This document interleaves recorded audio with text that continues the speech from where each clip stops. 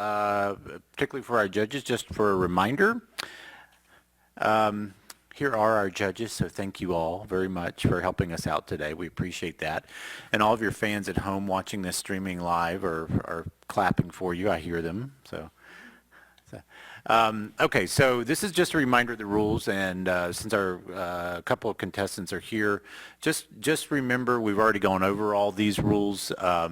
Just the main one is this PowerPoint slide, you have to do the spoken word. If you break out into song, we would probably really enjoy it, but we'll disqualify you. And so these are the rules. And if you break a rule, what we will do is either I will call you on or the judges will, but it's going to be the judge's decision as to whether or not to disqualify you, okay? One of the big ones is our timer. Diana is really mean, and if you go over 1 second, what will they hear, Diana? Yes, they will. They will hear the bell. So you do not want to hear the bell, okay? And just again for our judges and also for our contestants, the judging criteria and the content, there's a couple of different areas, so they will be scoring you on that. And basically what we're going to do is the competition moves fairly quickly.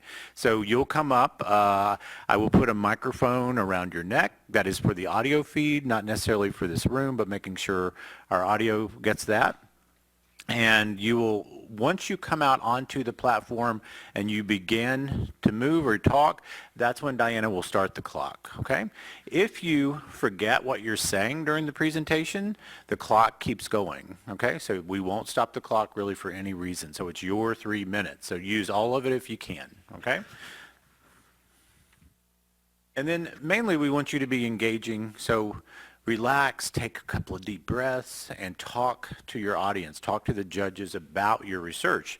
You want them to be excited about it. So that's what you want to do, is basically talk to us in a way that we can understand. Okay, so before we move into the competition, anybody have questions? Judges, any questions? Contestants, any questions? Danielle, did I miss anything? No. Okay, so this is heat number 2. Ramez, you're going to be our first one. So let me turn your microphone on. Okay, and judges, are you all ready? Okay, and I will go ahead and turn the floor over to you.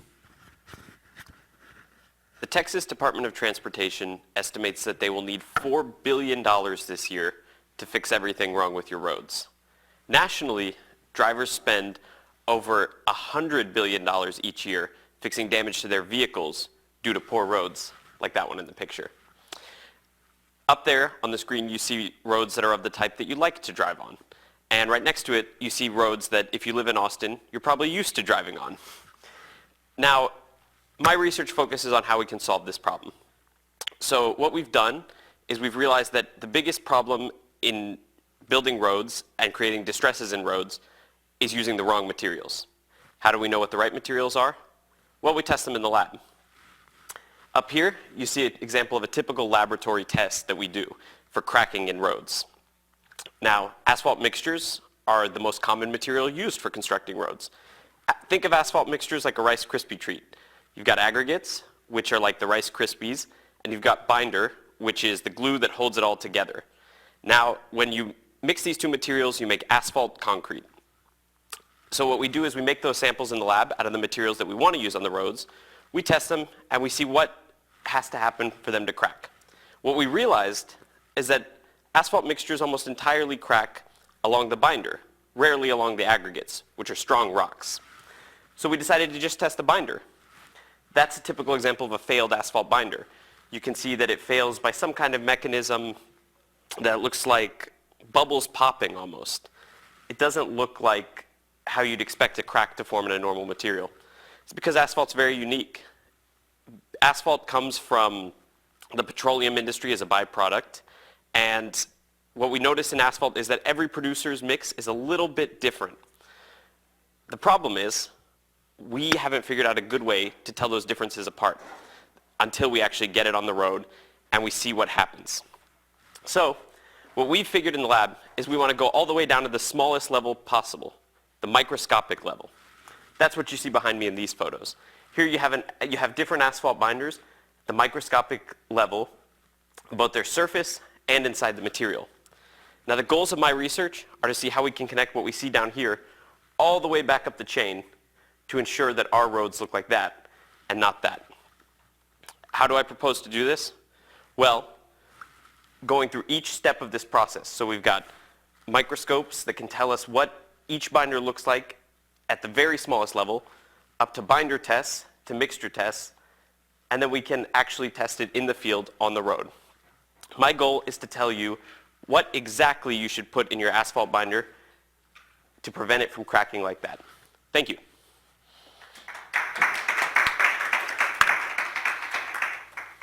Okay.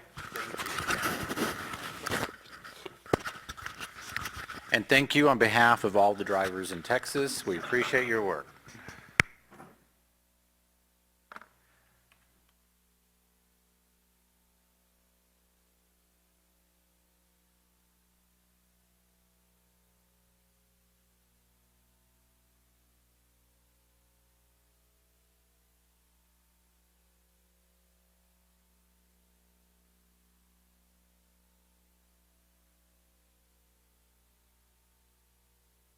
Okay, your wire's That's- open. okay. Give me just a second, hang on.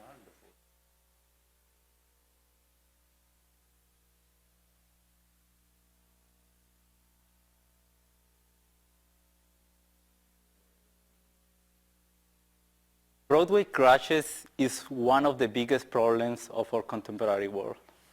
In fact, the World Health Organization have categorized roadway crashes as an epidemic of the 21st century. It affects millions of people around the world. And there are multiple factors and multiple causes that we could address in order to prevent roadway crashes.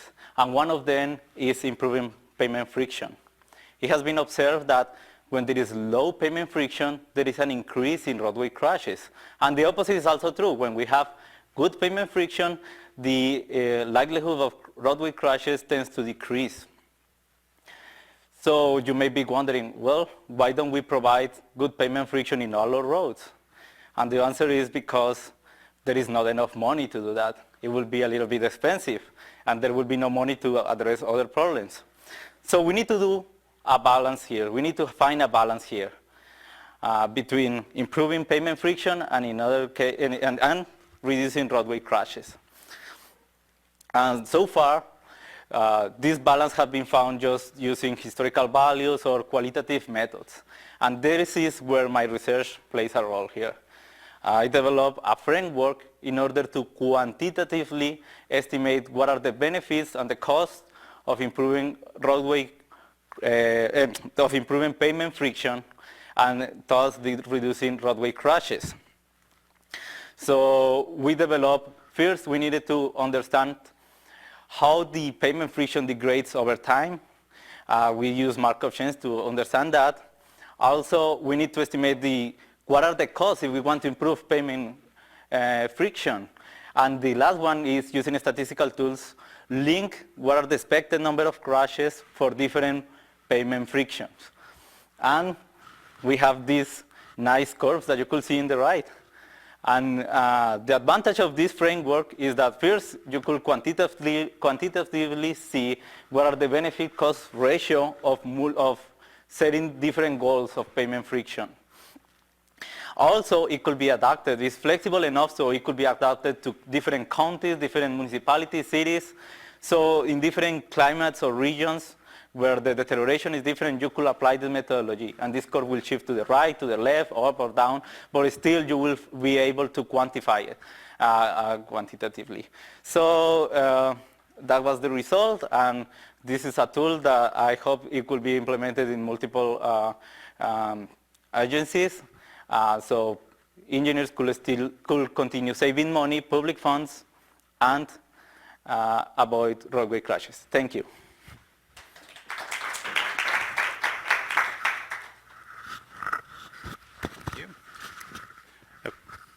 Thank you both for working on the roads. They're just getting better by the minute, aren't they? So thank you. How are you? Good. Okay. Turn around and I will put this. Thank you.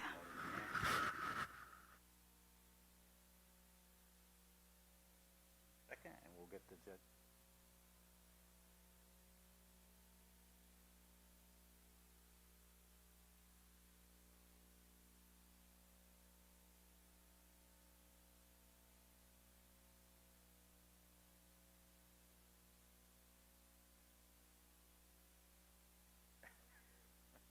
Okay, we're all ready?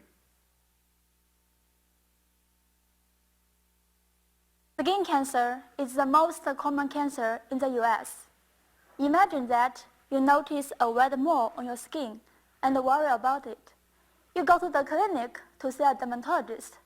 They will visually check the mole for you first, and then may send you for a biopsy. Biopsies are invasive and expensive. It may take 1 week or so to get the results. Sounds painful and scary, right? I have a great news for you. Our photonics lab in biomedical engineering can use light to detect cancer non-invasively, quickly, and at a low cost. When the light is shined on your tissue, my computational model can tell you immediately whether it is normal or cancerous, and even what type of skin cancer it is. You may wonder, how? Well, when the light is shined on the tissue, the light undergoes scattering and absorption. The returned light can be collected and contains information of the measured tissue. Based on the collected light, we can tell the difference between the normal and the cancerous tissue. Because biologically, the normal and the cancerous tissue is different, and this affects light transport and makes the collected light different. Along with that, my research is developing a computational model based on light transport simulations. My model is able to extract biological parameters from the collected light, such as melanin concentration and blood volume fraction. These parameters show significant difference between the normal and the cancerous tissue, and can be used to classify different types of skin lesions. In fact, our group cooperated with dermatologists, and we have conducted 2 successful clinical trials. My model is able to classify different types of skin lesions even more accurately than dermatologists. Well, so far, all I will talk about is skin cancer. But actually, this technology can be also used for other cancer detection, such as cervical cancer. In the future, you may not need a pap smear, since we will use non-invasive light to detect cancer efficiently. Thank you.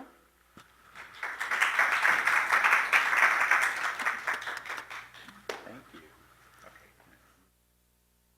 Thank you. Okay, thank you very much. Okay, do we have other contestants still waiting? Anybody waiting? Okay. So we're going to take a little break, and we're going to give folks some little time to come in, and so feel free to move around, and I'll make an announcement before we start, okay? Thank you.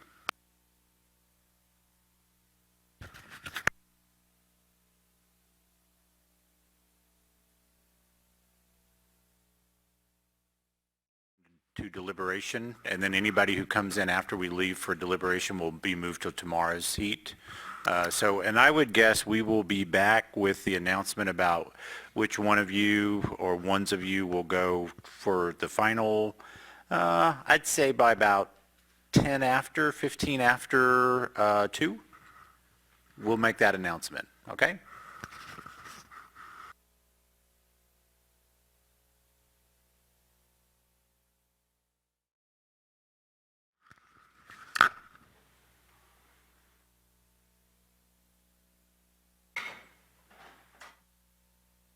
Thanks, okay.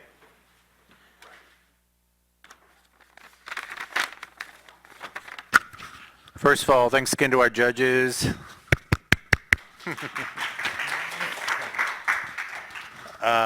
This was one of 3 heats. We had 3 great contestants, and thank you both, the ones who remained.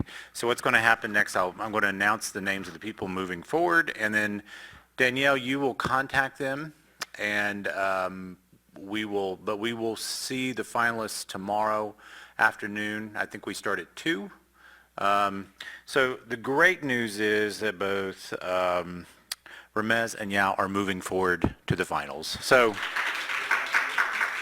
congratulations to both you guys. You did a great job. I have a couple of little pieces of feedback for each of you if you want to come down. Otherwise, everybody's free to go. Thank you, judges, very much.